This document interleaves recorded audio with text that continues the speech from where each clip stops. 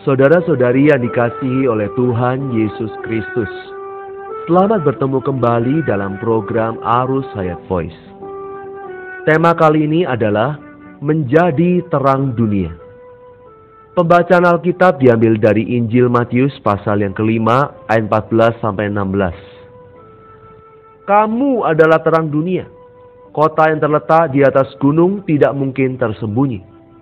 Lagi pula orang tidak menyalakan pelita lalu meletakkannya di bawah gantang, melainkan di atas kaki dian, sehingga menerangi semua orang di dalam rumah itu. Demikianlah hendaknya terangmu bercahaya di depan orang, supaya mereka melihat perbuatanmu yang baik dan memuliakan Bapamu yang di sorga. Saudara-saudara yang dikasihi oleh Tuhan, di dalam hakikinya, umat kerajaan sorga adalah garam yang menyembuhkan bagi bumi yang telah jatuh dan dirusak. Tetapi di dalam perilakunya, umat kerajaan sorga adalah terang yang memancar di dalam dunia yang gelap ini. Terang adalah sinar pelita yang menerangi orang yang berada di dalam kegelapan. Bagi dunia yang gelap, kita menjadi umat kerajaan sorga, menjadi terang yang mengenyahkan kegelapan dunia. Sebagai terang yang memancar, kita seperti sebuah kota yang terletak di atas gunung, kota yang tidak dapat disembunyikan. Namun, hanya dengan cara dibangunkan bersama, barulah umat kerajaan dapat menjadi kota yang terletak di atas gunung. Kota ini menjadi terang yang memancar.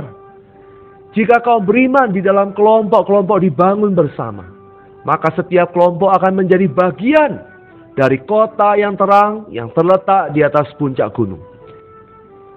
Di dalam kitab Wahyu pasal 1 ayat yang ke-20, gereja-gereja adalah kaki pelita emas. Prinsip kota dan kaki pelita adalah sama. Tidak ada yang individu. Keduanya bersifat korporat. Kaki pelita seperti kota, bukan kaum beriman yang individu, melainkan gereja. Bila kita di luar gereja, kita bukanlah bagian dari kaki pelita. Untuk menjadi bagian dari kaki pelita, kita harus dibangun di dalam gereja lokal. Gereja lokal adalah kaki pelita, diibaratkan oleh Tuhan sebagai kota terbangun yang terletak di atas puncak gunung. Bila kita terbangun di lokal kita, kita akan berada di atas gunung. Tetapi bila kita berserakan, kita terpecah belah dan terpisah satu sama lain, kita akan berada di lembah yang rendah. Matius 5 ayat 15 berkata, lagi pula orang tidak menyalakan pelita, lalu meletakkannya di bawah tempayan, bahasa asli adalah gantang, melainkan di atas kaki pelita, sehingga menerangi semua orang di dalam rumah itu. Penyinaran terang ada dua aspek. Di aspek pertama, terang itu seperti kota yang menyinari orang di luar. Di aspek yang kedua, terang dunia itu seperti pelita. Di atas kaki pelita menyinari semua orang yang ada di dalam rumah. Ini berarti bahwa penyinaran terang dunia ini memiliki dua aspek. Aspek yang lahiriah dan aspek yang batiniah. Terang sebagai kota di atas gunung menyinari orang di luar. Sedangkan pelita yang menyala di atas kaki pelita menerangi mereka yang berada di dalam rumah. Ini menunjukkan bahwa pengaruh kita sebagai umat kerajaan atas orang lain tidak boleh berhenti hanya sampai di luar saja, tetapi juga perlu masuk sampai memengaruhi keadaan batin. Jika kita sebagai orang Kristen khawatir akan nafkah kita, khawatir akan banyaknya uang yang dapat kita peroleh, maka kekhawatiran ini akan menjadi suatu gantang yang menutupi terang kita. Saudara, dari pengalaman kita, kehidupan yang bebas dari kekhawatiran bisa menggerakkan dan menjamah hati orang. Jika kita berkontak dengan orang lain, dan orang lain dapat merasakan bahwa kita selalu bergembira dan menikmati Tuhan, Dia akan benar-benar tersentuh dan terjamah karena kehidupan kita. Orang dunia umumnya selalu dipenuhi dengan kekhawatiran dan tercengkeram dengan segala macam kerisauan.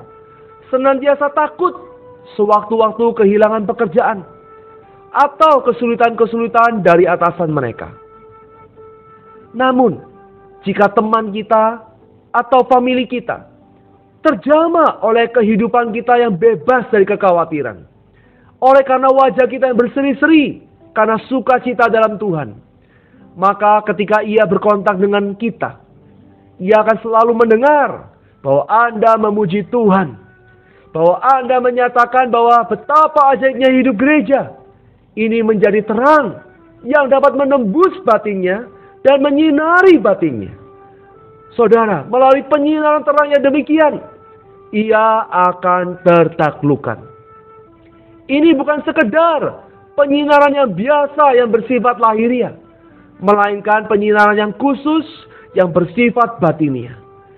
Penerangan yang batiniah ini bisa menembus batin orang dan membuat mereka menjadi percaya.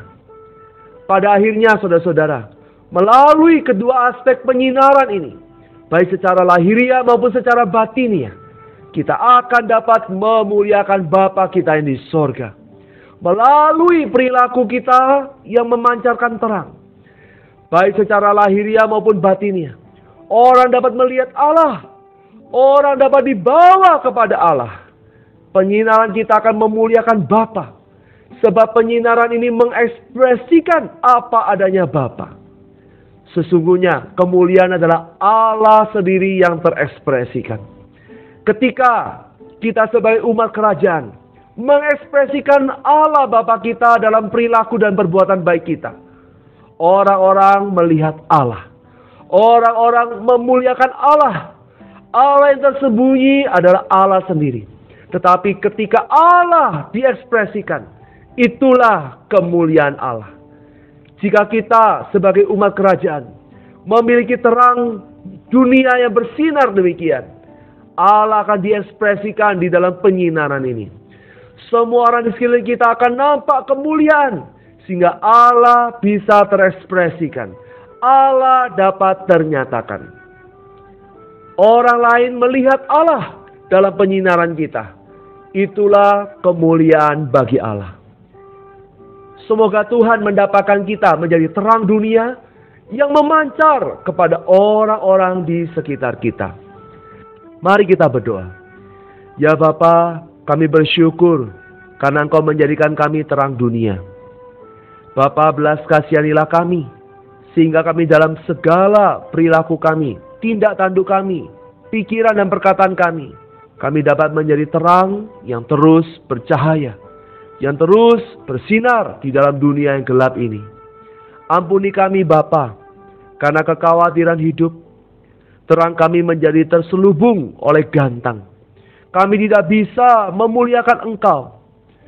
Bapa, ajarilah kami untuk senantiasa bersukacita dalam segala keadaan, menyerahkan segala kekhawatiran kami kepadamu, agar kami dapat mengekspresikan dan memuliakan Engkau.